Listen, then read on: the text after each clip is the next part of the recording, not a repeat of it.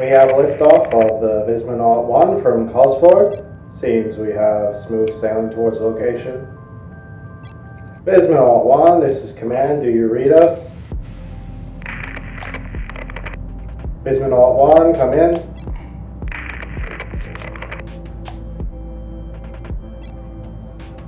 Sadly, we have lost communication with the Vismanaut 1. We can only hope that the crew is safe.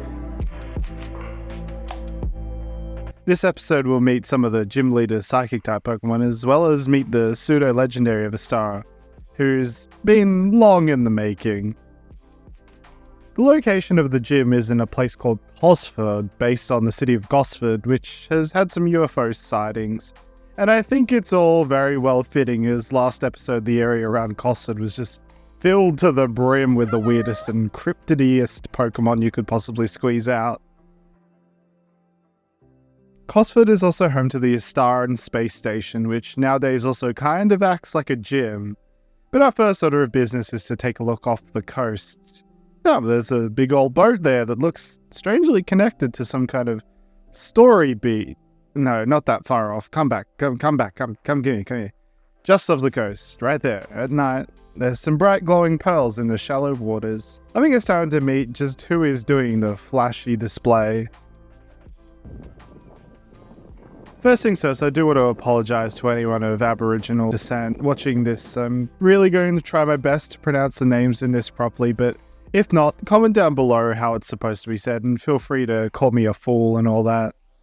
This in Nurengeri mythology is what is known as a Moljawang, sort of a merfolk sort of deal. Originally it was told to kids as a way to not go near the water, as a sort of precautionary tale. I mean, if you told me this was haunting the shores, I wouldn't do it either, I get it. Also, there's an account of it taking down some silly settler guy with a gun. I guess back then it was shoot first, listen to the people who know what's going on second.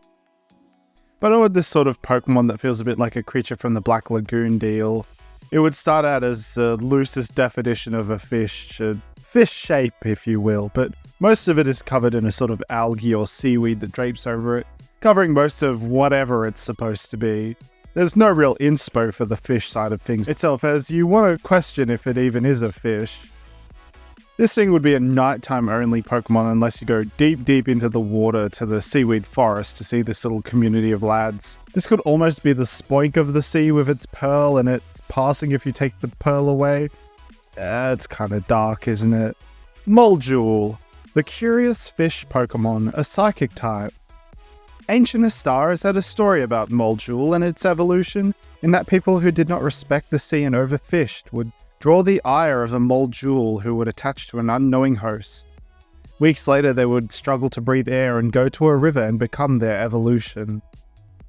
In reality, Moljuls spend much of their time living in large seaweed forests away from predators. Their top mossy cloak helps hide them within. If threatened, they can unleash weak telekinetic blasts from the curious pearl on their back. Moljul will perish quickly if they are separated from the jewel on their back. Moljul have the abilities Forewarn and Magic Guard.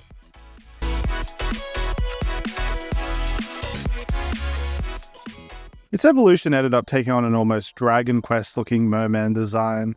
It takes that idea of it hiding in the seaweed and it becomes that flowing locks of hair very similar to that of Delmire's. Speaking of that heckin' anchor, I wanted this line to be pure psychic and have that almost falling aspect in all ways, from look to typing, just a big old weird fish creature. A true mythic being, but not the actual mythical, my bad. The main pose is it sort of just pondering the orb in one hand and grasping out. Just imagine some seaweed in front of it all and that hand just reaching out to grab you. It also has some fortune teller ideas behind it. It's interesting that it's unknown whether there's one or multiple Moljwangs, or if they've completely disappeared at this point. I guess they've given up at the Murray River area? Nah, well, it's probably better we don't have giant mer people of wicked intent just chilling around rivers, huh? Moljavine, the future sight Pokemon, a psychic type. The pearl that it once clung to for dear life now no longer controls Moljavine's life. It now uses it as a focus for its powers, and can even create one within its body if ever lost. During battle, Moljavine can predict the attacks and movements of their opponents, and use this to frustrate and break the foe's spirit before even attempting an attack. In the wild, they are rarely seen, usually having entire communities within the seaweed reefs. They do emerge from the water during clear night skies, where entire congregations can be seen raising their pearls to the sky. Molgivine have the abilities Forewarn and Magic Guard. How's about a Beast Paradox Pokemon? A creepy version of a Pokemon that's already kinda horrifying. Bayonet. How do you take a concept any further? Well, you don't, you just kinda push it even further. I love the Star Nemesis skin lines in the League of Legends universe.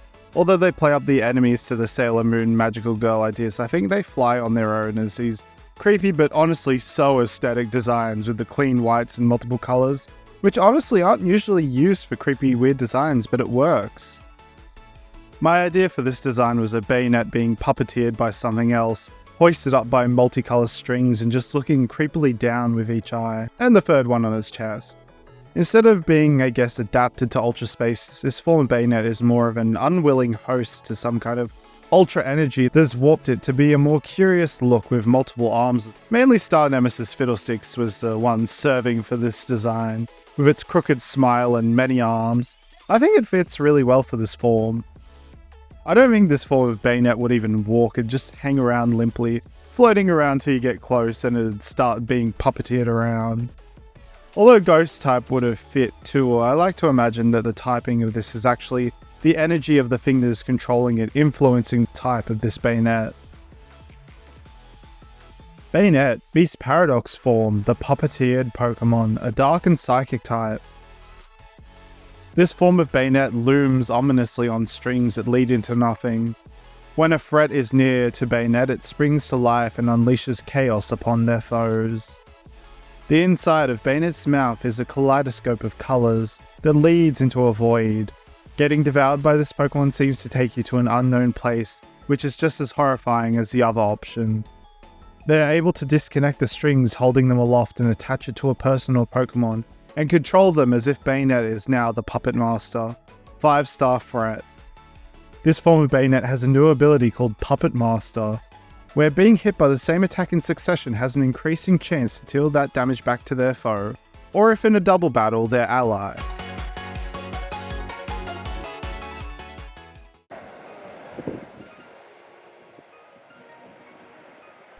Next, let's meet a new Psychic Dragon-type Pokemon, loosely based on Dirawong, the ancient goanna who threw hands with the Rainbow Serpent. I say loosely because in Astara this Pokemon is something a bit different.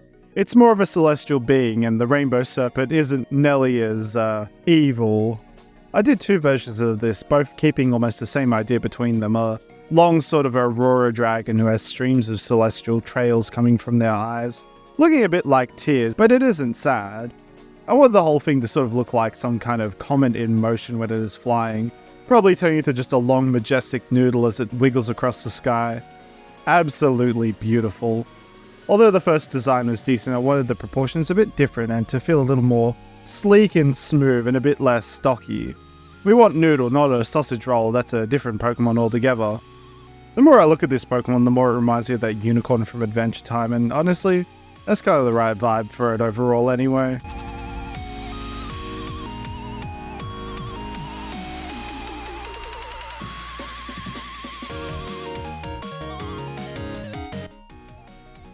Dreamer, the Starstream Pokemon, a dragon and psychic type.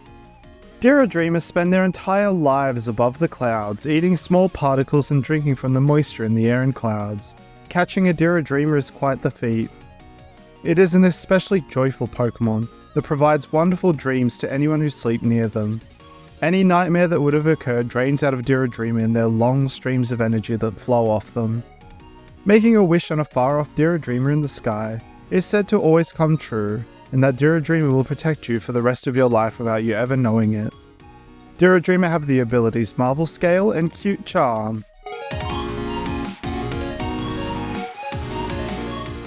Alright, let's begin with our pseudo-legendary. If you haven't guessed, very much a psychic type, but I wanted something not dragon for this one. I like Pokemon like Metagross and Tyranitar that go a little something different for their designs. And this design I've had just in the vault for quite a few years now.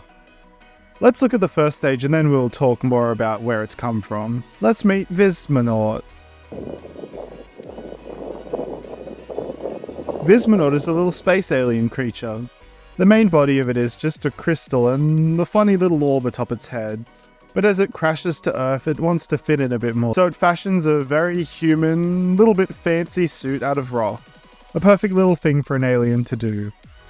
The rock body are all weird geometric shapes, which I can totally imagine an alien being unable to make imperfect things because they're just so big-brained. But Vismanaut is a baby, so it spends much of its time just having fun and enjoying the weird anti-grav field it's surrounded in. Vismanaut, the cosmonaut Pokemon, a rock and psychic type. Vismanauts are born in space, starting only as a gem and free gravitic balls. Once they crash down to our planet, it forms its own unique body. Around their body, they generate a psychic and gravity-based field to keep their bodies aloft. Anything that gets near the body experiences a low gravity situation as if on the moon. Even as they walk, it's as if they're in the moon's gravity. As Vismanaut gets ready to evolve, it constructs a strange new body, resembling a rocket, and will climb in it as evolution commences.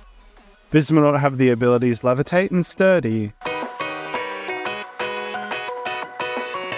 So for context, I started painting maybe 3 to 4 years ago monster ideas for a monster farming and raising game. Here was the starters for it.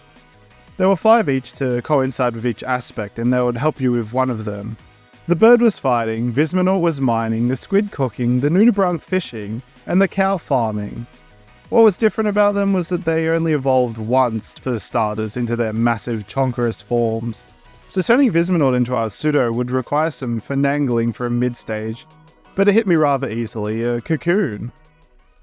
So how do you make a cocoon for a rock astronaut? Well, if you read the Dex entry, you're anything like me, you think of the ultimate cocoon. And what is the ultimate cocoon for an astronaut? It's a rocket ship. Because that makes perfect sense, right? Right? Well, I like the idea of not only this being the cocoon stage for Vismanaut, but also being a bit of a Metang situation where it's already forming to become a part of the final stage as well. I can just see this thing flying about and the 3 orbs on his back spinning to generate the zero grav that allows this thing to jet around. A bit weird, but looking inside the body of Raravity, you would see the leftover rock parts of Vismanaut, but at the same time he keeps it because you never forget where you came from. Raravity, the starship Pokemon, a rock and psychic type. Once evolved, Raravity now can fly freely around using their gravitic orbs to travel at impossible speeds. Looking inside Raravity shows that the body of Vismanaut still persists within. Whether this is a sentimental gesture for their previous form is unknown. Its gravity field is much larger now, and it can now use that field to manipulate and launch objects, especially during battles. When Raravity is ready to evolve, it launches itself into space, returning only once evolved. Raravity have the abilities Levitate and Sturdy. Alright, time for the massive chunk of themselves, Meteorite. Now this was absolutely inspired by Gravitak from Ben 10 before anyone asks, but also because I love the ideas of just absolute massive meteorites and things looming ominously inside of them. This would be a Pokemon that would just be a big central mass meteorite, with one big central eye hole and a glowing purple eye within. And if that's not enough, every other crater on Meteorite's body would also have an eye that just constantly stares. Really, it's just a bunch of Vismanauts that decide to come together to help you in your journey. Yay! The bunch of shapes above its head sort of make a crown shape, which shows it's king of the pseudo-legends. Nah, I just thought it fits well for the design, and having them lazily spin above the head would be a nice touch for some animated parts in-game. Each of the arms is a Raravity that it could launch off some truly devastating jet or punches from, although its entire body is just a gravity-enhanced force of destruction anyway. It's coloured a tad bit darker than the previous 2 Evos. I wanted to look a little creepy and unsettling, but then you watch it scoot around like Regidrago and you get that it's just one big family guy. And his family is just a bunch of spacemen within. Meteorite, the planetoid Pokemon, a rock and psychic type. Meteorite is the Lord of Gravity, able to manipulate massive fields of gravity around itself. It seems this Pokemon is a congregation of many Raravities. Its arms can be controlled separately from its body, allowing it to battle many Pokemon at once. Getting hit by any part of Meteorite is exceptionally painful. Astronauts will use Meteorite to help navigate and protect themselves from dangers in space. Gravidiorite have saved astronauts on multiple occasions thanks to their gravity manipulation powers. Gravidiorite have the abilities Levitate and Sturdy. So here's what I originally painted for Gravidiorite, as well as the evos to the other farming-based mons. This is definitely where the Pokemon farm inspo came from. Maybe one day I'll come back and Pokify the rest of them just for fun. I don't know if any of them could really fit into Astara, but yeah, you know. Gravidiorite has a new signature attack called Gravitic Storm. It's a 5 PP, 100 base power, 100 accuracy physical psychic type move. The user creates a powerful storm of gravity that rips up Earth and foes and throws them wildly around, smashing everything within. This grounds flying type Pokemon as well as negates the levitate ability on foes for 5 turns. Entry hazards are also removed from the battle.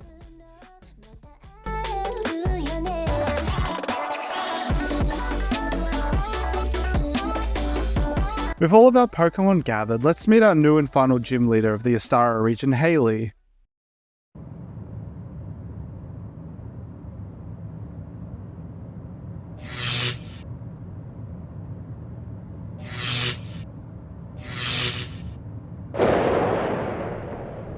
When Haley returned from whenever or wherever she was, she no longer spoke, and instead had to learn sign language. Her return also came with a few new crew members, including a Vismanor and Nadira Dreamer. This was a few years ago, and since then she has shown that her new battling prowess has launched her to the top of the gym challenge. I wanted her design to skirt the edge of being weird and wonderful, and a lot of Iono in this, but also an almost over-exaggerated version of the spacesuit she wore during her time up there. Big, goopy-looking shapes, I imagine her old gym would just be as strange and fantastical as her suit. Haley never aged between the time she left many years ago and returned, so still only about 9 or 10, and would be very confused by this new world of Rotom phones and accessing PCs anywhere. I was very inspired by Astro Boy and sort of retro anime for Haley as well. She's even got those big silly boots. I wanted big, silly and goofy, and I think that perfectly describes the outfit she wears. Can you not just see this tiny girl sitting ominously on top of Gravidiorite as you asked her a challenge? I should also mention Haley's name is based on Haley's Comet, one of the most famous comets of all time. Haley, the Cosford gym leader. Many years ago, Haley along with her mother and father were set to be the first to try and colonize ultraspace, as it was still an unknown frontier. During the trip, along with 20 others, the ship entered an unknown wormhole, and all communications were lost. 15 years later, the vessel crashed into the oceans of Astara. The only person on board was Haley with several other Pokemon, including Deodreamer and Vismanor.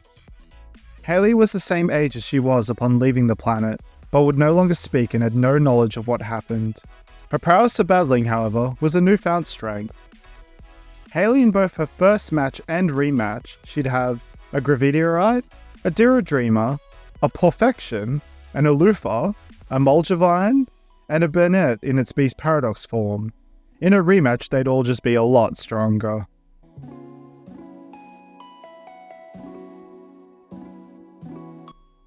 Well, congratulations, you won a gym battle against a child. Do you feel good? Yeah? Well, you should, because that was the last of the gym leaders, and a strong one at that. And with all those shimmery, shiny badges you've obtained, you're ready to go face the final challenge of Astara, the Elite Four and the mysterious champion. But I feel like we're missing something. Maybe those 3 giant shapes looming on the horizon, about to attack the cruise ship, will give us the answer? Nah. What did you think of the Pokemon in the video? Comment below your thoughts and if any are going on your team, and tell me your thoughts on Haley as well. Don't forget to like and subscribe for more, and I'll see you next time for some more Pokemon shenanigans.